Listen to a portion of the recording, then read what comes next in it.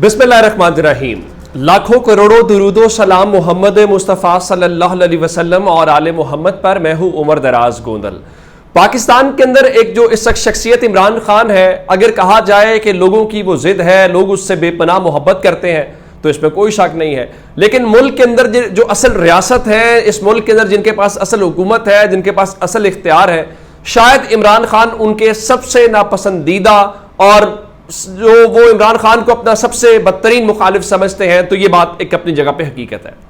अब जरा अगर मैं आपको ये बताऊं कि जब सदर और वजीर आजम कहीं पे जाते हैं तो सिक्योरिटी का एक प्रोटोकॉल होता है, और प्रोटोकॉल ये होता है कि वहां पे पूरे का पूरा जो कंट्रोल होता है या वो सदर की सिक्योरिटी के पास होता है या वजीर आजम की सिक्योरिटी के पास होता है।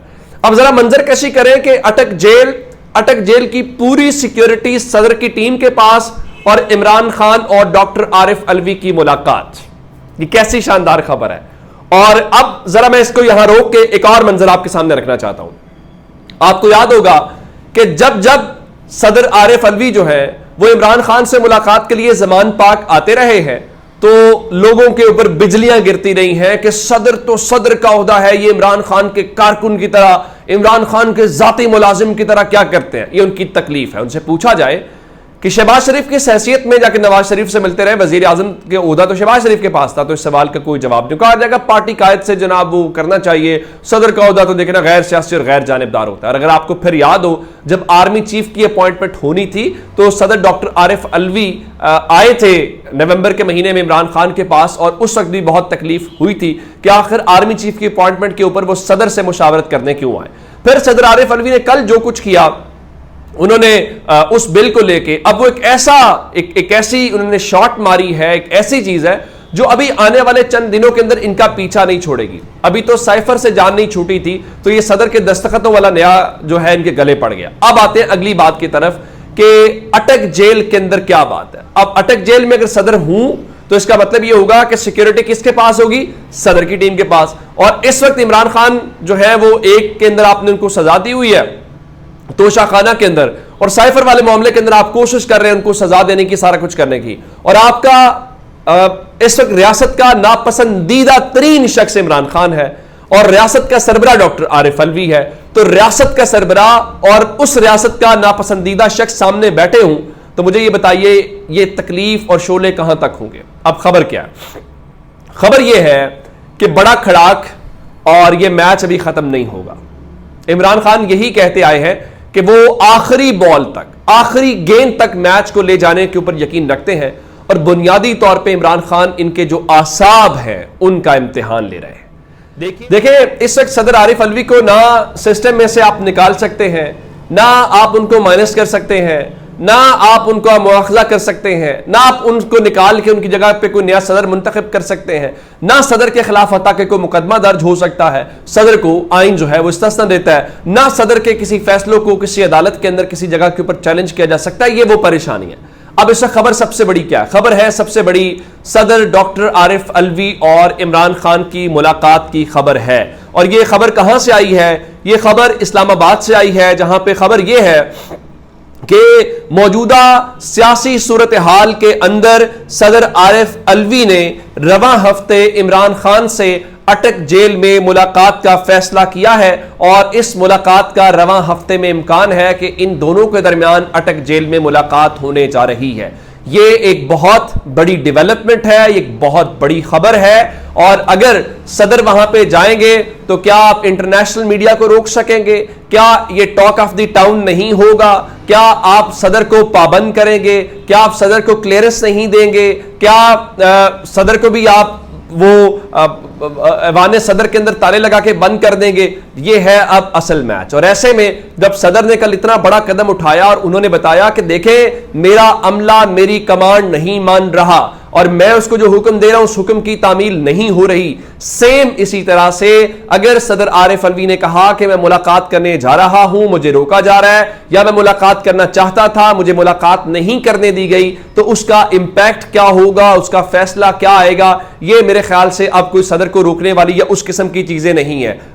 मुख्तलिफ जो जर्नलिस्ट हैं जिसमें अकील अहमद है, जुल्करनैन है, ये इस्लामाबाद से इस खबर को दे रहे हैं। उनके मुताबिक सदर ने इस बारे में जो गौर फिक्र सोच विचार है वो शुरू कर दिया है और रवां हफ्ते उनके दरमियान मुलाकात का इम्कान है। अब मैं आपको एक और जो डेवलपमेंट बताना चाहता हूं, कल एक इंपॉर्टेंट दिन है, कल 22 तारीख है।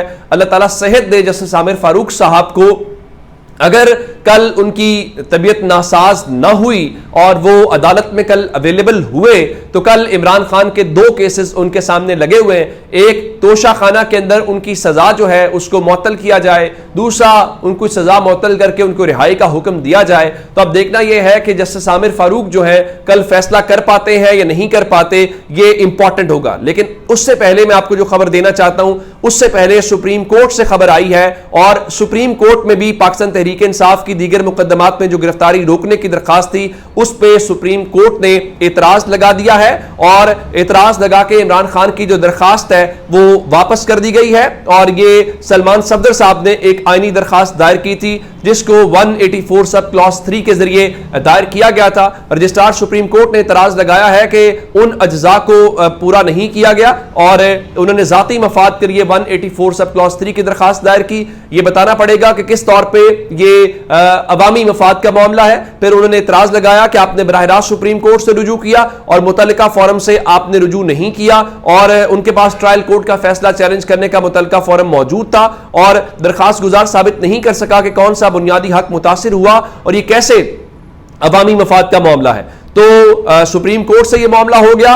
अब देखना यह है कि कल जस्टिस आमिर फारूक जो है वो इस बारे में क्या कर पाते हैं। अगली बात यह है कि क्या सदर कोई खत लिख के कह सकते हैं, चूंकि मामला मुतनाज़ा है तो वो जो ऑफिशियल सीक्रेट एक्ट है और आर्मी तरमीमी एक्ट है उसके ऊपर अमल दरामद नहीं होगा। उसकी वजह यह है कि शाह महमूद कुरैशी को आज पेश किया गया और इतनी जल्दी थी कि आज फौरी तौर पर ऑफिशियल सीक्रेट एक्ट के तहत मुल्क भर में मुकदमात के लिए समाअत के लिए विफाकी दारुल हुकूमत में खुसूसी अदालत कायम कर दी गई है और वहां पे जज अबू अल असनाद मोहम्मद जुल्करनैन जो है वो ऑफिशियल सीक्रेट एक्ट के तहत केसेस की समाअत करेंगे। और आज शाह महमूद कुरैशी की जो दरखास्त है उसके ऊपर इन कैमरा समाअत हुई। वहां पे सहाफियों को निकाल दिया गया, भाई आए ना आप लोगों को। इसी तरह से लाहौर में चौधरी परवेज इलाही को आज पेश किया गया तो चौधरी परवेज इलाही जो है उनका भी 29 अगस्त तक जिस्मानी रिमांड मंजूर कर लिया गया। उनकी समाअत के मौके के ऊपर भी सहाफियों को वहां पर नहीं आने दिया गया कि कहीं कोई वीडियो बाहर ना आ जाए, कोई पैगाम आ जाए। भाई डर खौफ किस बात का है। लेकिन आज विजुअल्स देखने को मिले,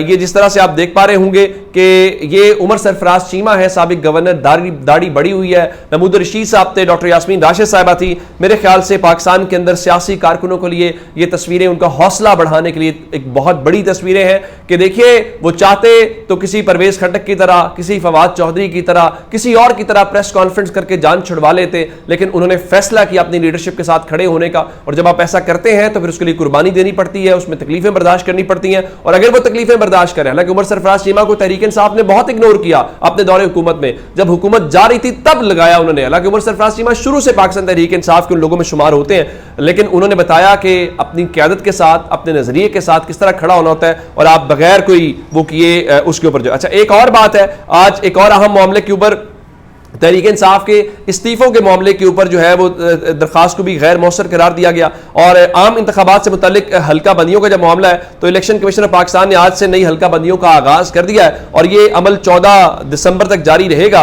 लेकिन दूसरी जानिब आज हुआ इस तरह से है कि लाहौर हाई कोर्ट के अंदर इलेक्शन कमीशन का जो नई हल्का बंदियों का नोटिफिकेशन है उसको लाहौर हाई कोर्ट के अंदर चैलेंज कर दिया गया। अब देखना यह है कि वो लाहौर हाई कोर्ट उसको क्या करती है, उसको बरकरार रखती है या फिर उसको खत्म कर देती है। दूसरी जानिब आज आलिया हमजा, खदीजा शाह, डॉक्टर यास्मीन राशिद, सनम जावेद और तैयबा राजा का जो मामला था इन दीगर दरखास्तों के समाअत जो है वो 24 अगस्त तक मुलतवी कर दी गई है। और अदालत ने कहा है कि अगर जुमेरात तक प्रोसिक्यूशन पेश ना हुई तो वो फैसला कर देंगे। यानी आप अंदाजा करें कि इतनी फुर्तियां थी गिरफ्तार करने की, लेकिन गिरफ्तार करने के बाद उसके ऊपर फैसला क्या किया है या उसको किस तरह से मंतकी अंजाम तक पहुंचाना है, इस हवाले से अभी तक कुछ नहीं कर पा रहे, जिसका फिर लोग कहेंगे कि हमें सियासी इंतकाम का निशाना बनाया जा रहा है या फिर इतने सेंसिटिव या इतने इंपॉर्टेंट मामले हैं तो फिर मेरे ख्याल से उनको इस चीज को बड़ी दिलजमई के साथ आगे बढ़ाना चाहिए था, जो कि वो नहीं बढ़ा रहे। अपना बहुत सा ख्याल रखिएगा। खुदा हाफिज।